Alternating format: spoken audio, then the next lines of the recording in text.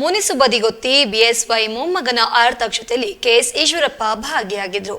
B Y Raghavendra ಅವರ ಮಗನ ಮದುವೆಯಲ್ಲಿ ಅದ್ದೂರಿಯಾಗಿ ನಡೆದಿದ್ದು ಇವತ್ತು ಶಿಕಾರಿಪುರದಲ್ಲಿ ಆರತಕ್ಷತೆ ನಡೀತಾ ಇದೆ.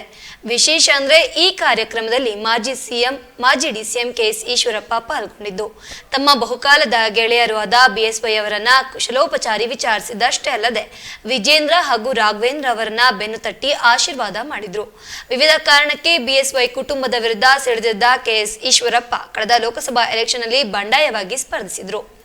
ಈ ಸಂದರ್ಭದಲ್ಲಿ ಹಾಗೂ ಚುನಾವಣೆ ಮುಗಿದ ಬಳಿಕವೂ ಈಶ್ವರಪ್ಪನವರು ಯಡಿಯೂರಪ್ಪನವರ ಕುಟುಂಬದ ವಿರುದ್ಧ ವಾಗ್ದಾಳಿ ನಡೆಸುತ್ತಲೇ ಬಂದಿದ್ರು. ಅವರನ್ನ ಸಮಾಧಾನಪಡಿಸುವ ಸಂಧಾನ ಕ್ರಮಗಳು ಯಶಸ್ವಿ ಕಾಣದೆ ಕೊನೆಗೆ ಕೆಎಸ್ ಈಶ್ವರಪ್ಪನವರನ್ನ ಬಿಜೆಪಿ ಹೈಕಮಾಂಡ್ 6 ವರ್ಷಗಳ ಕಾಲ ಉಚ್ಚಾಟನೆ ಮಾಡಿತ್ತು.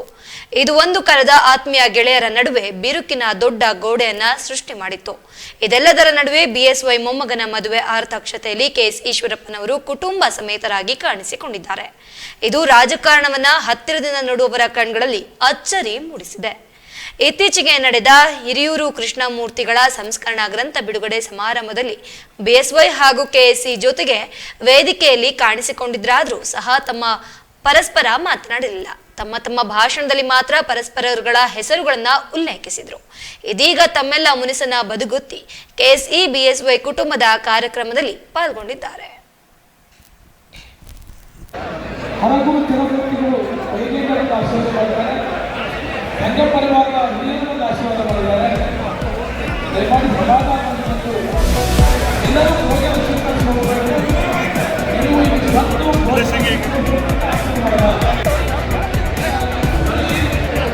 ವಿಶ್ವಾಸ ಇಲ್ಲಿಗೆ ಬರಲ್ವಾ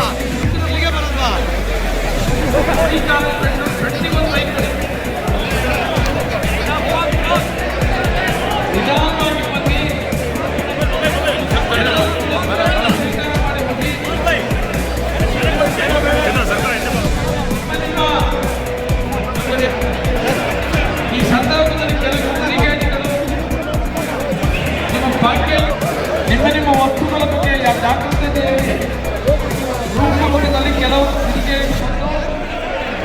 ಜೇಬಿಗೆ ಕತ್ತರಿಕೆ ಹಾಕುವಂತ ಕೆಲವು ದಯಮಾಡಿ